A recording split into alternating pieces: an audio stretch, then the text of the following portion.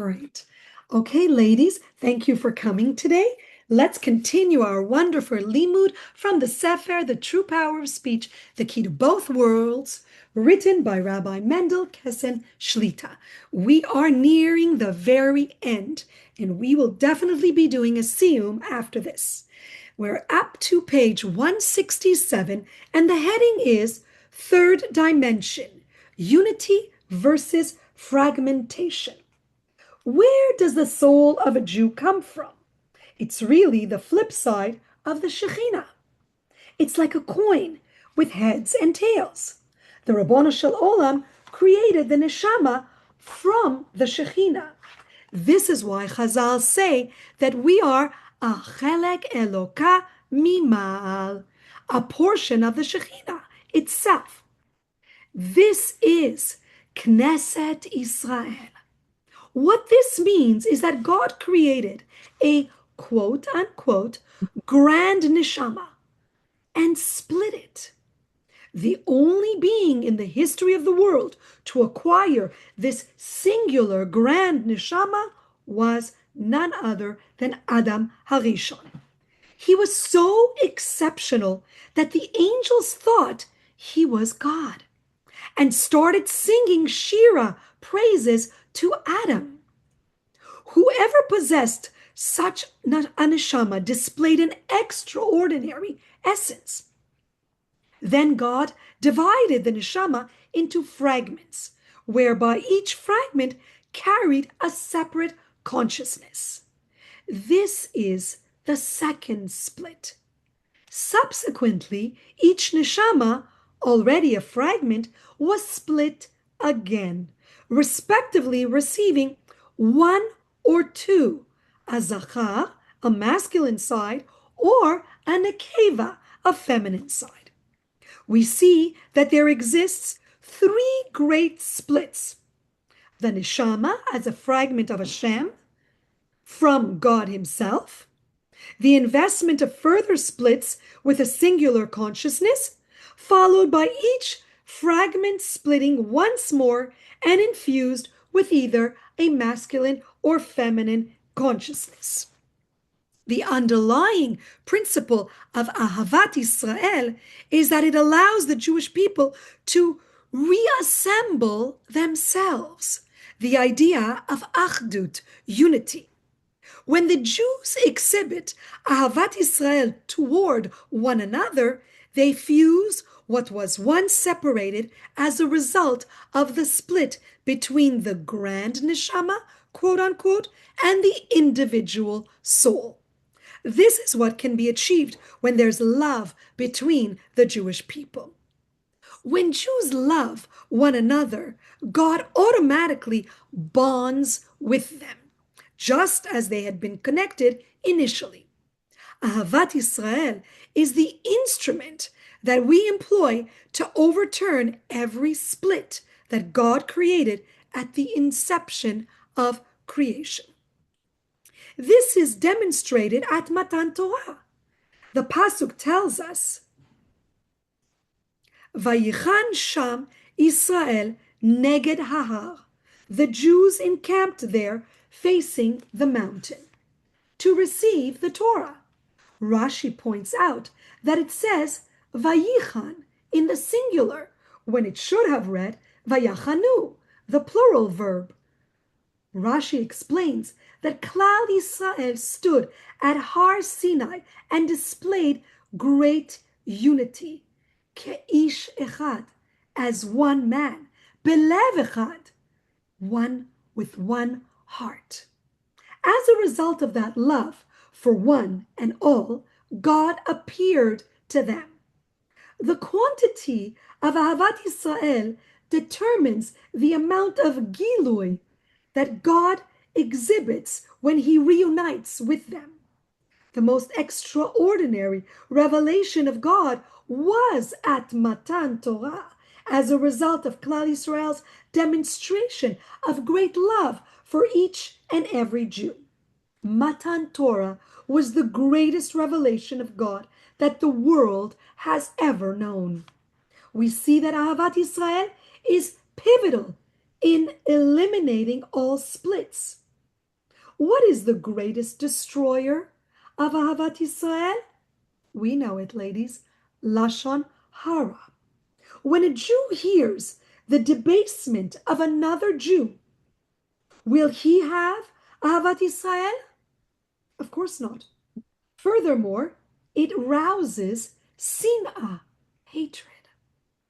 This is antithetical to God's desire for the achdut, the unity of the Jewish people.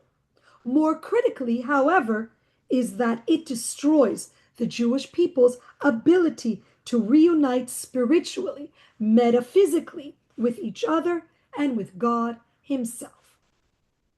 Now we can begin to discern answers to questions raised on particular teachings of Chazal, our sages. The Gemara relates that an individual came in front of the great sage Shammai, saying he wanted to learn the entire Torah standing on, quote unquote, regel echat, 1 foot. Clearly, Shammai assumed he wasn't serious and dismissed him. This individual then proposed the same request to Hillel. Hillel's response was most interesting and has since become famous. Open quotation. That which you despise, do not do to your chaver, your fellow. Close quotation. Which is the inverted way of saying, love your fellow as yourself. Hillel states that this is the great yesod, foundation of the Torah. This is an important value, but the question is it the entire Torah? Why did Hillel use ve'ahavta l're'echa kamocha, love your fellow as yourself, as the basis for his response? Had this man approached any other sage with such a request, the sage probably would have told him that Shema Yisrael Hashem Elokeinu Hashem Echad is the great foundation of the Torah.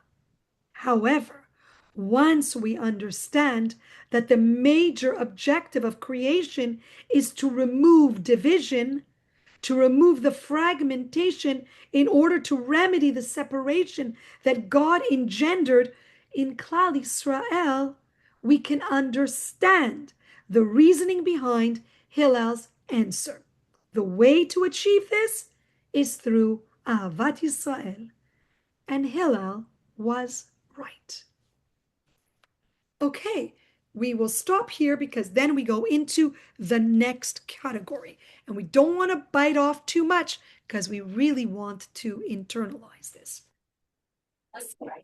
As always, we are going to find practical lessons for living the peace. We're going to use this beautiful Sefer, Live the Blessing, written by the Chefetz Chaim Foundation, and this gives us daily wisdom on how to live in peace.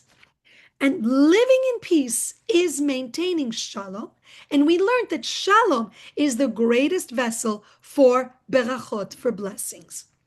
And now we are up to, I want to just make sure that I remembered to move the marker. And we did. We are up to day 23, and the heading is open-mindedness. Be curious. When we think we know what others are thinking, wrong assumptions are almost guaranteed. Misjudgments grow from the wrong assumptions. Quarrels, in turn, grow from the misjudgments. Anyone looking at the situation from outside would want to scream, open quotation, why don't you just ask? Why don't you just listen? Why don't you let him or her explain? Close quotation. To live in peace, a certain curiosity, a desire to learn and understand is essential. When someone says or does something that seems to be an affront to you, or first response might be, how dare he?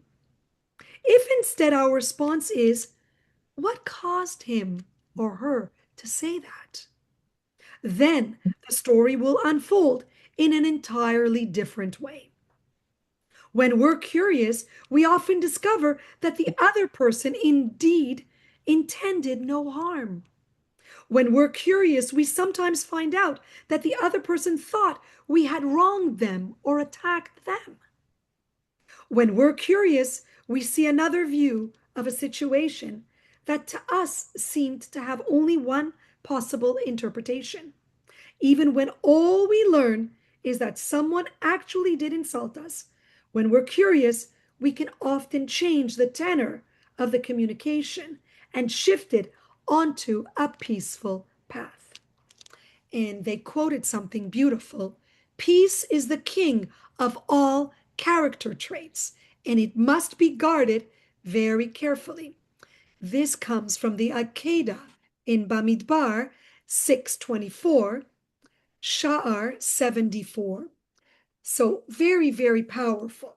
Before I read the section that says wisdom, that gives us the wisdom in action, I just want to share with you, and maybe some of you heard Mora Esther Ween give her share today, and we are studying the Sefer Eov with her, and Eov struggles with why Hashem does what he does and how come the righteous suffer. And Mora Esther suggested that when we hear something very similar to what they're telling us here, and we are offended by what we hear that someone else either did, does, or says, we should always be dan lekav sechut. Give them the benefit of the doubt. She gave a beautiful example. She was talking about inviting this family over for Sukkot. And she mentioned it to someone else, and that person said, they don't make a sukkah?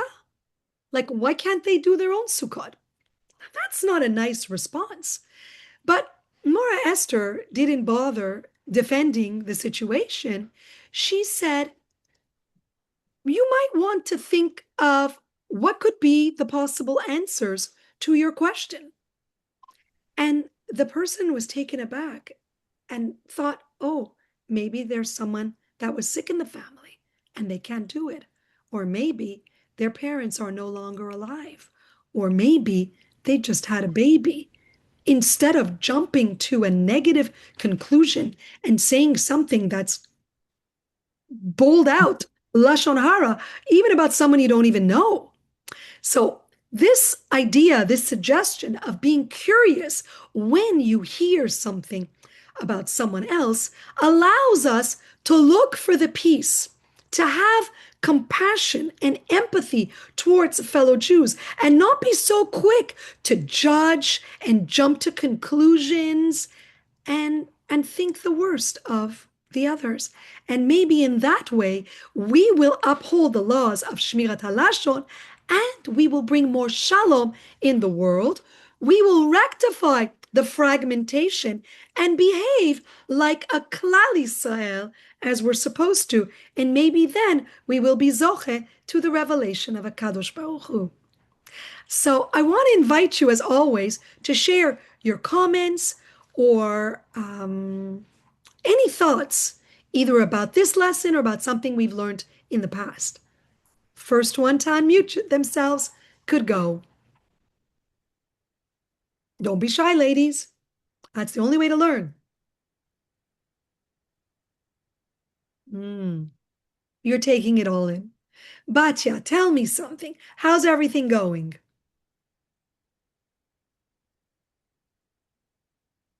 Maybe you can't unmute yourself right now. Okay, so we still have a couple of minutes. And so I'm sorry. I there don't know you if are. you can hear me. I was listening. I'm driving, so Oh, okay. usually when I'm navigating, I'm not able to, type, but Of course. I'm able to talk. So first of all, on actually it wasn't this last Shabbat, but the Shabbat before, I love studying Torah every day, but especially on Shabbat.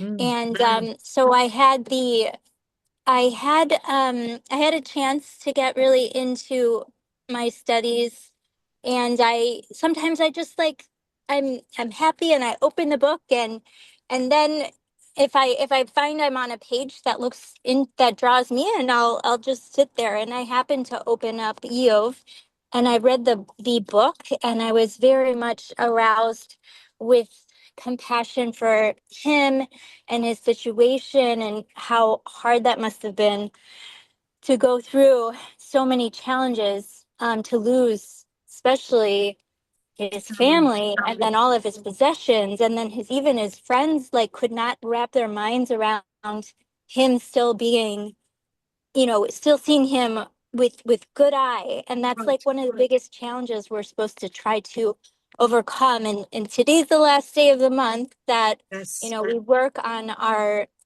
sight and seeing with the good. And like you said, um, just doing our best to try not to judge, but like, when we do have to put a frame to things, to realize that there's room to understand that we just don't know the story, and Exactly. therefore Hashem puts people in situations, and it is good, and sometimes they can't see it and sometimes we can't see it, but that doesn't mean that it's not good, because God is only good and he only does good. And in the end, Eov was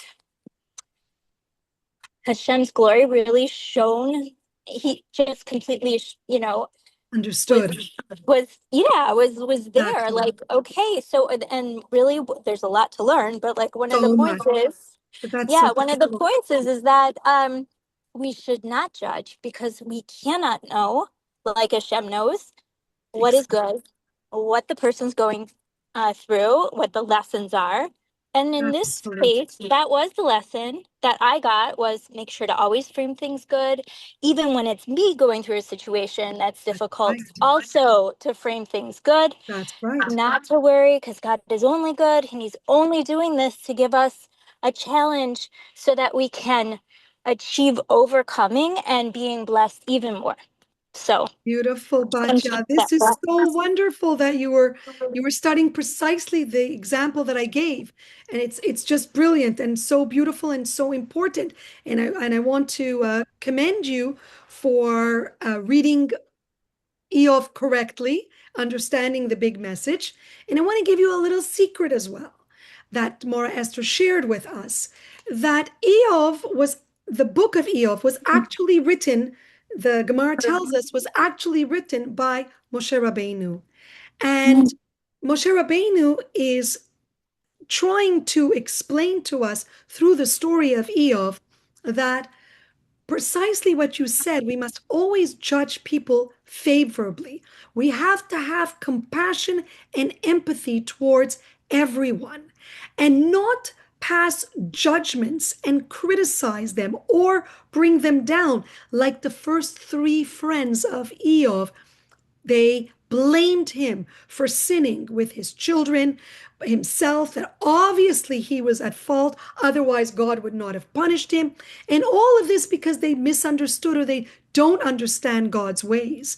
And Eliyahu, the last of the people who come to speak to Eov, tell him differently and tell him that he is not being punished. But we get a chance through our Yisurim, through our suffering, through our challenges, to turn to God and forge a deeper relationship. And that is really the reason why we all have challenging experiences. And one more thing we have to remember, because there are two great names of HaKadosh Baruch Hu. There's the Elohim, which is the forces, the nature of God that we can see, if you will, hear, that we could perhaps understand on our terms. But the Yud K, Vav K of Hashem, that name we do not understand. That is the will of Hashem. And we will never understand that. And what we can admit is there are things beyond our understanding. Perhaps there are elements of gilgulei neshamot that come into play for what happens to a person in this lifetime. Perhaps there are elements of zechut avot, merits of ancestors that come into play. There are many nuances that we do not see and do not understand. So far be it for us to stand in judgment on anyone. And we know Rabbi Mendel Kessin has taught us that if we judge people favorably, or if we see people in a good eye, then God uses the measure of midah keneged midah in the same manner that we behave. The world, God, the judicial system in Shamayim will treat us. And that's as much as we can hang on to. And even if it doesn't all fall into that, Batya, you said it. In the beginning, until the very end, Hashem is only good, and everything that he does bring to us is for our good. Now we know, our sages tell us, you could never tell a friend who's going through pain and suffering, it's for your best. That is heartless. You're not allowed to say that. You could say that to yourself.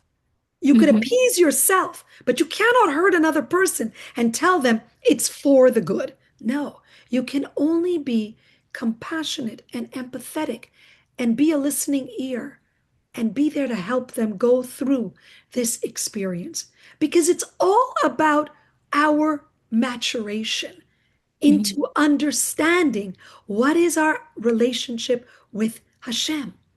What does that look like? How can I better that? How can I get closer? How can I be a mevakesh? How could I have dvekis every moment that I can?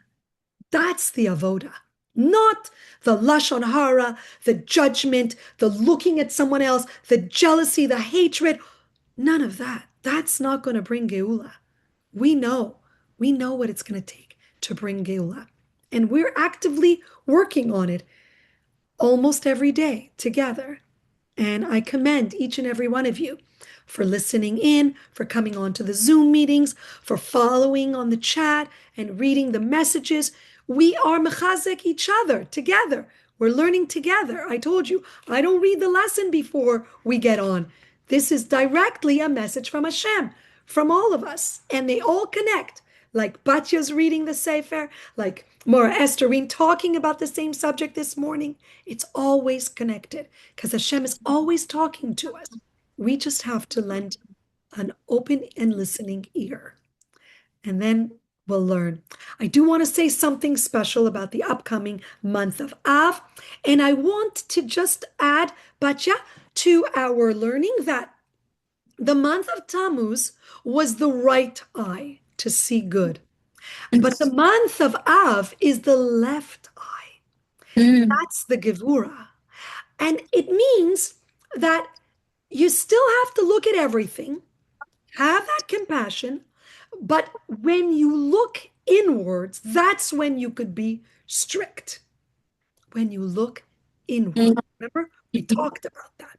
Okay.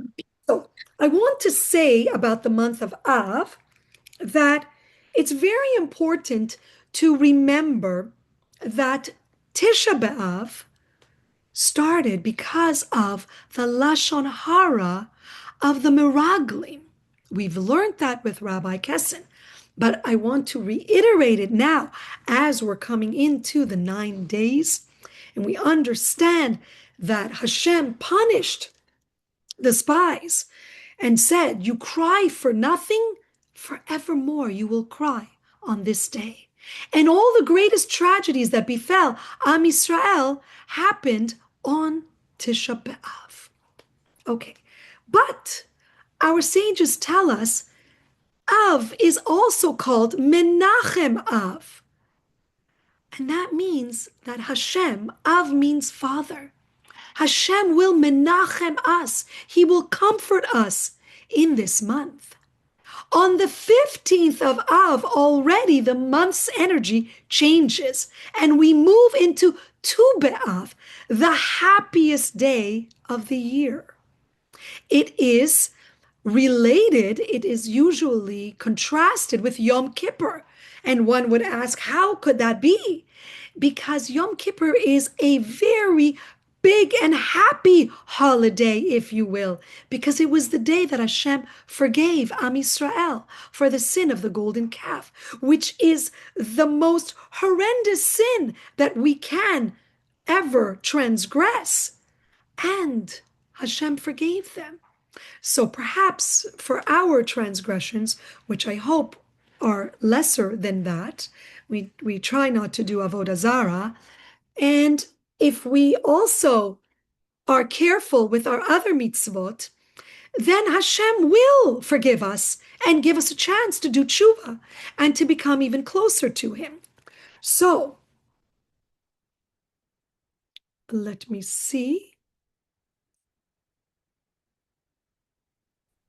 What is most important is to remember during this whole month to be nice to everyone, to take these lessons that we're learning together and to apply them. Smile at every fellow Jew. Smile at any person you come across, because your panim are on the outside. That means you have to be mindful of people coming to see you. And it's not to say that you don't carry troubles of your own, but you don't have to share it with others unless they're going to be the ones to help you. But things could be much worse. So that's why we say our tefillah todah all the time. Thank you, Hashem, for everything that we have, because we do have a lot of blessings and we need to enumerate those. We need to mention them specifically. What am I grateful for? And write them down or say them out loud, not take anything for granted. I woke up this morning all by myself, got out of bed all by myself, did my business all by myself, was able to make myself to eat. I can eat without a tube. All you need is to go visit a sick person in the hospital for you to realize that when we say that we are ashir, rich, we really mean, ashir means enayim, Shinaim, ashir, yadayim, hands, and raglaim, our feet. If all of this is working, ladies, we are millionaires, multimillionaires, because you cannot imagine the value of your sight unless, God forbid, you don't have sight. So, with all that, this month, we have to be kind to everyone. And we have to hold back, refrain from anger, because we don't want to be angry. Being angry puts us in a place where there is not enough shalom. And if that happens, we are damaging our vessel from being a full and complete vessel to receive abundant blessings. So on that note, I want to wish everybody a beautiful Chodesh Av. Yes, now, for the 9 days, we will mourn the destruction of the Beit HaMikdash, because that was incredible. Because if anyone sinned on any given day, that same day, they were forgiven because they were able to bring a korban to atone for their sin. And that was a tremendous liberation and freedom and beautiful relation with HaKadosh Baruch Hu. And for that alone, we can cry day and night until we see the third Beit HaMikdash. But also know that only if we mourn it, if we learn about it, talk about it, will we merit to see its rebuilding. And I know I'm speaking to the faithful who are here. And again, I thank you all for being here. But together, we can make a difference. We definitely can make a difference, because our tefillot, our words, our thoughts, our kindnesses towards one another make a difference. And all of this together brings the geula closer. So I want to wish everybody a Chodesh Tov u'Mevorach. It should be a Menachem Av, and we should hear Besot Tovot for everyone, Refuah Shalema for everyone, and Aliyat Neshama for all those that need it. Thank you so much. Thank you. Thank you so much for coming. So I'm going to stop the recording, and if you wish to ask a private question, you may do so. I'm going to stop the recording.